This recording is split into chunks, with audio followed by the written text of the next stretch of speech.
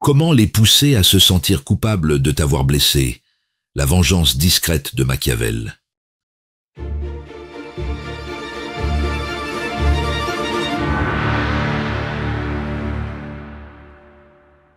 Un homme raconte qu'après avoir tendu la main à un ami en difficulté, celui-ci a profité de lui, puis l'a rayé de sa vie comme si rien ne s'était passé.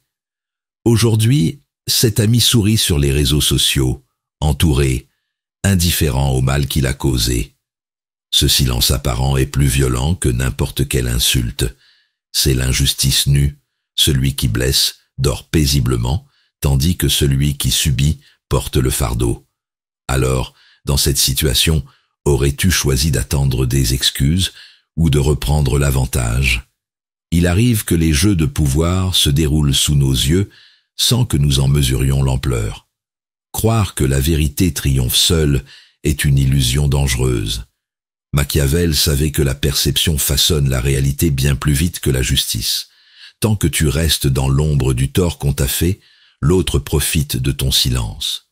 Mais il existe une voie où ce silence devient une arme, une vengeance silencieuse qui retourne leur propre esprit contre eux jusqu'à ce que la culpabilité les ronge. Dans cette vidéo, Machiavel va te révéler comment transformer ta douleur en stratégie. Comment faire naître le regret chez ceux qui t'ont blessé, non par cri ni confrontation, mais par une guerre psychologique maîtrisée. Tu découvriras pourquoi ton succès devient leur miroir le plus cruel et comment orchestrer subtilement leur isolement moral. Reste jusqu'au bout. La dernière révélation changera à jamais ta manière de répondre à l'injustice et te mettra à l'abri de ceux qui voudraient encore t'atteindre. Abonne-toi à notre chaîne Machiavel, laisse-nous un like sous cette vidéo et laisse-nous un commentaire sous cette vidéo pour partager ton expérience. Découvrons la première révélation. Comprendre que votre silence est l'arme qui nourrit leur propre culpabilité. Imagine que quelqu'un t'ait profondément blessé, puis se pavane aujourd'hui comme si rien ne s'était passé. Tu ressens l'envie brûlante de hurler ta vérité, de mettre les choses au clair, mais tu te retiens. Ce silence, qui semble d'abord être une faiblesse ou une reddition, devient en réalité un terrain fertile où leur propre esprit commencera à cultiver la culpabilité. Ce qui te ronge au départ, c'est de ne pas comprendre comment ils peuvent continuer leur vie comme si leurs actes n'avaient aucune conséquence. Tu scrutes leur regard, cherches un signe de remords, et tu ne vois qu'indifférence. C'est cette absence apparente de conscience qui alimente ton malaise et ta frustration. La première clé machiavélienne ici est de comprendre la différence entre apparence et réalité. Ce qu'ils montrent n'est pas forcément ce qu'ils ressentent. Machiavel t'enseigne à ne pas confondre le masque social avec l'état intérieur véritable. Dans une guerre psychologique, ton silence n'est pas un abandon, c'est une stratégie machiavélienne qui leur laisse l'espace nécessaire pour que leur propre mémoire devienne leur juge. Pense à une autre situation. Au travail, un collègue t'a publiquement discrédité devant d'autres, puis agit ensuite avec toi, comme si tout était normal. Tu pourrais réagir par colère immédiate ou confrontation directe, mais en choisissant la réserve totale, tu crées un vide dans lequel son esprit reviendra sur ses propres paroles. Là encore, la vengeance silencieuse agit lentement mais sûrement. Dans les deux scènes, le point commun est clair. La psychologie humaine a horreur du vide moral. Quand aucune réaction ne vient alimenter le conflit ou offrir une justification à leurs actes, ceux-ci restent suspendus dans leur conscience. Machiavel savait que laisser le temps et le poids des faits faire leur œuvre est souvent plus efficace qu'une riposte frontale. Pour te protéger et transformer cette lucidité en force, commence par verrouiller toute réaction émotionnelle visible. Ni reproche, ni justification. Maintiens-toi dans une posture calme et assurée. Vire-tu, tout en laissant la fortuna travailler pour toi. Entretiens ton cercle personnel, sans parler d'eux. Montre par tes actions que tu avances sans eux. Ainsi, ton silence cesse d'être passif et devient un outil de stratégie personnelle. Comme l'écrivait Machiavel, Les hommes jugent généralement plus par les yeux que par les mains. Utilise cette vérité. Montre-leur seulement ton aplomb extérieur, pendant que leur propre conscience fait le reste du travail. Cette lucidité te protège plus sûrement que n'importe quelle riposte impulsive. Explorons la deuxième révélation. Utilisez la perception publique pour isoler subtilement leur image. Imagine que tu croises cette personne qui t'a blessé, entourée d'amis ou de collègues, rayonnante en public. Tu remarques que leur version des faits circule déjà façonnée à leur avantage. Pendant que tu gardes le silence, eux sculptent leur image. C'est là que commence la vraie bataille. Non pas les mots échangés face à face, mais la manière dont les autres perçoivent chacun de vous. Ce qui te frappe alors, c'est l'injustice profonde de voir ton intégrité remise en question sans que tu aies ouvert la bouche. Tu sens monter une frustration mêlée à une sensation d'impuissance.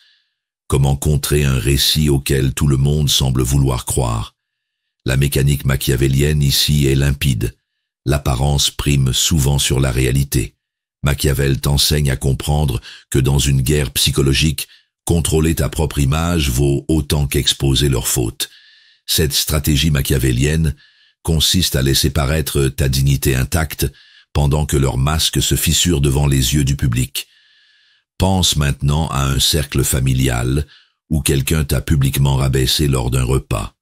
Les rires gênés ont masqué le malaise, et plus tard, ils continuent à se montrer charmants auprès des autres. En choisissant de ne pas riposter sur l'instant, mais en cultivant des alliances discrètes, tu prépares une vengeance silencieuse qui finira par éroder leur crédibilité. Dans ces deux situations, le point commun est clair. Celui qui maîtrise la perception collective détient un levier puissant sur la culpabilité de l'autre. La psychologie humaine pousse naturellement à se distancier de ceux dont l'image commence à se ternir. Machiavel savait qu'en laissant le poids des regards extérieurs peser sur leurs épaules, on isole subtilement l'adversaire sans coup direct. Renforce ta protection en veillant toujours à ce que tes actions publiques soient irréprochables et cohérentes avec tes valeurs. Ne parle jamais directement contre eux. Laisse tes actes contraster avec leur comportement passé. Entretiens ton réseau avec bienveillance et prudence. Utilise ta vertu pour inspirer confiance et laisse la fortuna créer les occasions où leurs contradictions éclateront aux yeux des autres. Comme l'écrivait Machiavel, tout le monde voit ce que vous paraissez, peu connaissent à fond ce que vous êtes. Retiens cela comme un bouclier. Ta force réside dans ce contrôle invisible qui façonne silencieusement leur culpabilité et t'assure une avance stratégique dans ce duel d'images. Observons la troisième révélation. Transformez vos réussites en miroir impitoyable de leurs échecs. Imagine que cette personne qui t'a blessé te croise des mois plus tard et découvre que tu as avancé, construit, réussi. Tu ne lui adresses pas un mot sur le passé, mais ton évolution parle d'elle-même. Chaque victoire que tu affiches devient un rappel silencieux de ce qu'ils ont perdu ou détruit par leur propre choix. Ce qui crée leur malaise, c'est que tu n'essaies même pas de les convaincre ou de les blâmer. Ton ascension rend leurs actes plus visibles par contraste, et la culpabilité s'invite sans invitation, comme une ombre qui les suit. La clé machiavélienne ici réside dans l'art de faire travailler la comparaison à ton avantage. Machiavel t'enseigne que dans une guerre psychologique, il est parfois inutile d'attaquer. Il suffit de laisser l'adversaire se confronter à ce qu'il aurait pu avoir ou préserver. Cette stratégie machiavélienne transforme tes succès en armes invisibles et redoutables. Pense à une situation professionnelle. Après avoir été écarté injustement d'un projet, tu reviens quelques mois plus tard avec un accomplissement reconnu par tous. Sans un mot dirigé contre eux, tu forces ceux qui t'ont évincé à contempler leur erreur. C'est là que la vengeance silencieuse atteint son apogée. Ils se jugent eux-mêmes. Dans ces deux exemples, le mécanisme est identique. La psychologie humaine déteste être mise face à ses propres failles par un simple reflet de réalité. Machiavel savait que l'apparence d'un succès serein agit comme un tribunal intérieur bien plus implacable qu'une confrontation ouverte. Pour te protéger et amplifier cet effet sans sombrer dans l'arrogance, concentre-toi sur ta vertu. Développe tes compétences, renforce ta position sociale ou professionnelle et cultive ton indépendance émotionnelle. Laisse la fortuna créer les occasions où tes réussites se trouveront naturellement sous leurs yeux. Évite toute provocation directe. C'est leur propre conscience qui doit porter le poids. Comme l'écrivait Machiavel, il faut être renard pour connaître les pièges et lion pour effrayer les loups. Deviens ce renard discret dont les succès tracent une frontière invisible qu'ils ne peuvent franchir, et ce lion silencieux dont la seule présence rappelle la force retrouvée. Accueillons la 4e révélation. Détecter les failles de leur conscience quand ils pensent avoir tourné la page. Imagine que des mois après t'avoir blessé, cette personne te croise et affiche un sourire tranquille, comme si l'histoire était close. Tu observes ses gestes assurés, sa voix détendue, mais perçois un léger vacillement dans son regard lorsque vos yeux se rencontrent. Ce sont ces micro-signaux qui trahissent que la culpabilité n'est jamais complètement éteinte, même derrière une façade de sérénité. Ce qui te trouble d'abord, c'est de croire à cette apparente indifférence. Tu penses qu'ils ont vraiment tourné la page et que ta douleur n'existe plus pour eux. Cette impression nourrit ta frustration et renforce le sentiment d'injustice. La révélation machiavélienne ici est claire. L'apparence de paix intérieure n'est souvent qu'un masque stratégique. Machiavel t'enseigne à lire au-delà des signes extérieurs et à comprendre que dans une guerre psychologique, repérer ces fissures invisibles est essentiel pour orienter ta stratégie machiavélienne. Leur conscience porte encore des cicatrices que le temps seul ne referme pas. Pense maintenant à une réunion professionnelle où celui qui t'a injustement discrédité agit comme un allié retrouvé. Il te félicite en public, mais évite soigneusement tout contact prolongé du regard.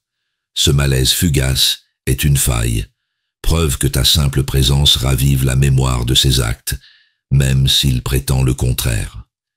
Ces deux scènes reposent sur un mécanisme commun. La psychologie humaine cherche à se protéger du poids des fautes par le déni ou l'oubli fin. Machiavel savait que discerner les moments où l'adversaire perd ce contrôle apparent te donne un avantage décisif. C'est là que la vengeance silencieuse agit avec le plus de force, sans geste ni mot. Pour te protéger et exploiter cette lucidité, reste attentif aux détails. Silence soudain, changement de ton, geste nerveux.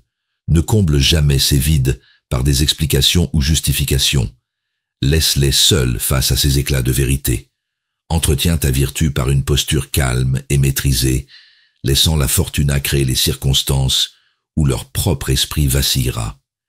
Comme l'écrivait Machiavel, l'habituel défaut de l'homme est de ne pas prévoir l'orage par beau temps, soit cet orage imprévu qui plane dans leur ciel clair, non pour détruire, mais pour rappeler subtilement que leurs actes ont laissé une empreinte qu'ils ne peuvent effacer. Éclairons la 5e révélation. Semez des rappels discrets qui ravivent à la mémoire de leurs actes. Imagine que tu postes une photo sur les réseaux sociaux, montrant un lieu ou un objet lié à l'événement où ils t'ont blessé. Tu n'écris rien d'explicite, mais tu sais qu'en voyant cette image, leur esprit fera le lien. C'est une étincelle silencieuse qui rallume le souvenir qu'ils préféraient oublier, un déclencheur de culpabilité placé avec précision. Ce qui te frustre au départ, c'est de penser que sans confrontation directe, ils ne se souviendront jamais. Tu redoutes que le temps efface totalement leurs responsabilités et que ton silence les libère de toute trace de remords. La révélation machiavélienne ici est que la psychologie humaine ne peut pas échapper aux stimuli symboliques. Machiavel t'enseigne à utiliser des signaux subtils comme armes dans une guerre psychologique. Cette stratégie machiavélienne repose sur l'art du rappel discret. Pas d'accusation frontale, seulement des touches qui réveillent leur conscience endormie. Pense à un contexte professionnel. Après avoir été trahi sur un dossier, tu évoques lors d'une réunion un ancien projet commun en insistant sur ses enjeux et ce qu'ils représentaient. Sans mentionner leurs fautes, tu les confrontes indirectement au moment où ils t'ont fait du tort. Là encore, la vengeance silencieuse agit dans l'ombre, laissant leur propre esprit compléter le tableau.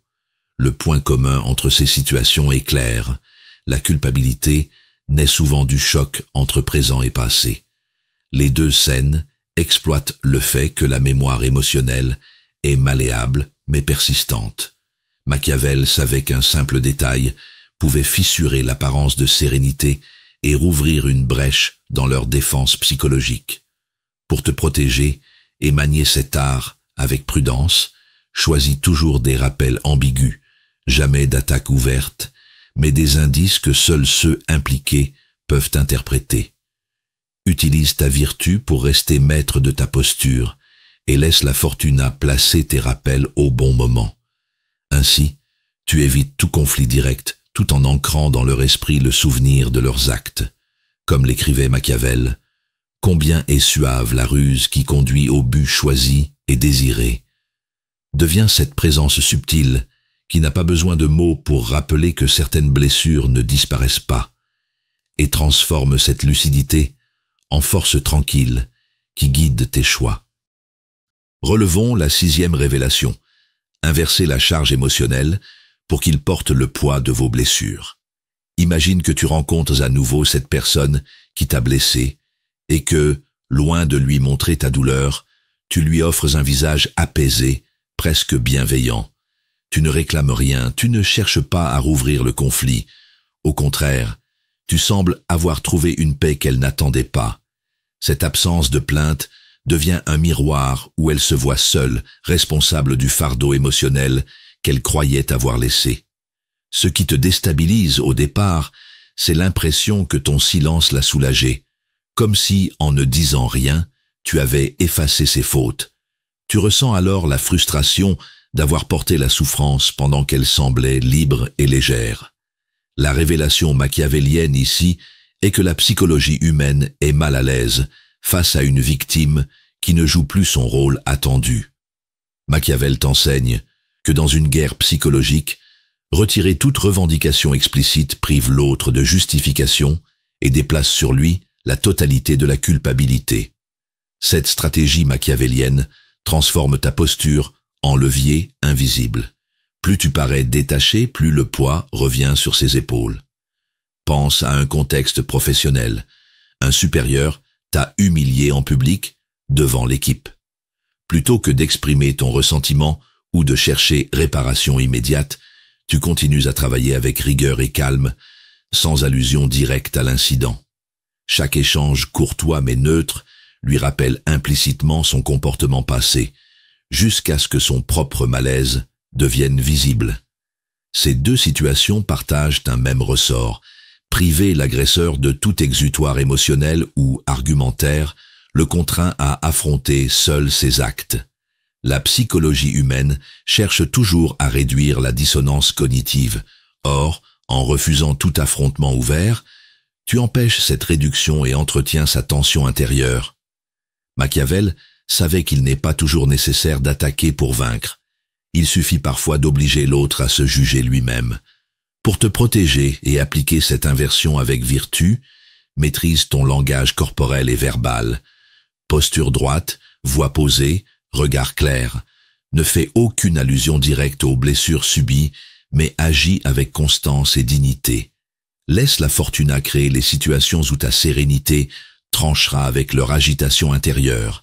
C'est ainsi que la vengeance silencieuse atteint son effet maximal sans un mot accusateur. Comme l'écrivait Machiavel, celui qui néglige ce qui se fait pour ce qui devrait se faire court plutôt à sa ruine qu'à sa conservation.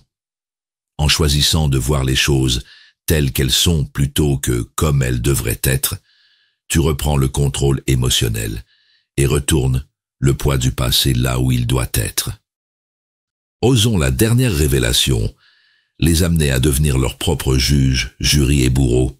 Imagine que tu croises à nouveau cette personne qui t'a blessé, Mais au lieu d'entrer dans son jeu ou de chercher à lui rappeler directement ses actes, tu restes calme, sûr de toi et totalement indifférent. Tu échanges quelques mots neutres, rien de plus, mais ton regard posé et ta sérénité contrastent violemment avec le souvenir qu'elle a laissé derrière elle. Sans accusation, tu fais naître un tribunal intérieur où elle est l'unique accusée et témoin. Ce qui te frustre parfois, c'est de penser qu'elle ne paiera jamais pour ce qu'elle a fait. Tu crois que l'absence de sanctions extérieures équivaut à l'impunité totale, alors qu'en réalité la culpabilité travaille souvent en silence et en profondeur. La révélation machiavélienne ici est simple. Dans une guerre psychologique, il ne s'agit pas de prononcer la sentence toi-même, mais de créer les conditions pour que l'autre se la prononce intérieurement. Machiavel t'enseigne que la stratégie machiavélienne ultime consiste à pousser l'adversaire à porter lui-même le poids moral de sa faute jusqu'à ce qu'il s'en juge coupable. C'est là que la vengeance silencieuse atteint sa perfection.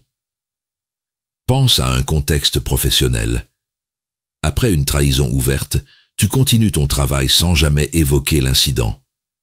Les succès que tu obtiens ensuite deviennent autant de preuves implicites contre eux, jusqu'à ce que leur propre mémoire reconstitue le dossier complet, et qu'ils se condamnent eux-mêmes dans leur esprit. La psychologie humaine ne supporte pas longtemps ce genre de miroir invisible. Le point commun entre ces situations est clair. Tu n'es plus acteur du procès, seulement l'architecte du décor où il se déroule. Machiavel savait que lorsqu'un individu se voit confronté à ses propres actes, sans échappatoire narratif ou justification possible, il devient son propre juge et son propre bourreau. En retirant toute confrontation directe, tu élimines leurs armes défensives et accélères l'inévitable verdict intérieur. Pour te protéger tout en appliquant cette approche avec vertu, reste maître de ton image et de tes réactions. Pas d'allusion directe aux blessures subies, pas d'expressions amères ou accusatrices. Entretiens ta stabilité émotionnelle et laisse la fortuna créer les moments où leur conscience fera tout le travail pour toi. Ne cherche pas à précipiter ce processus. C'est sa lenteur qui en fait la force implacable. Comme l'écrivait Machiavel, la fortune dispose de la moitié de nos actions, mais elle en laisse l'autre moitié en notre pouvoir. Garde le contrôle sur ta moitié, celle qui consiste à bâtir un terrain où leur propre esprit les condamnera mieux que tu ne pourrais jamais le faire toi-même. Tu n'es plus la personne qui subissait en silence. Ton chemin t'a mené de la naïveté blessée à la lucidité stratégique, armé désormais d'une vertu qui te permet de transformer la douleur en force et de manier la culpabilité comme un levier de protection. Tes yeux se sont ouverts sur les véritables mécanismes de la psychologie humaine, et tu sais maintenant que la vengeance silencieuse, loin d'être une faiblesse, est une arme raffinée dans toute guerre psychologique. Comme l'écrivait Machiavel, il faut être renard pour connaître les pièges, et lion pour effrayer les loups. Cette prudence éclairée et cette force discrète te donnent aujourd'hui la liberté d'agir avec discernement et dignité. Rejoins notre cercle de lucides bienveillants, partage cette vision où la stratégie machiavélienne protège sans endurcir et où la connaissance devient bouclier. Abonne-toi à notre chaîne Machiavel, laisse-nous un like sous cette vidéo et transmets-la à ceux qui doivent apprendre à se défendre par l'intelligence plutôt que par l'impulsion. Car voir clair, c'est aimer juste. Comprendre, c'est mieux choisir. Et dans ce monde de masques, ta lucidité est ta plus belle vérité.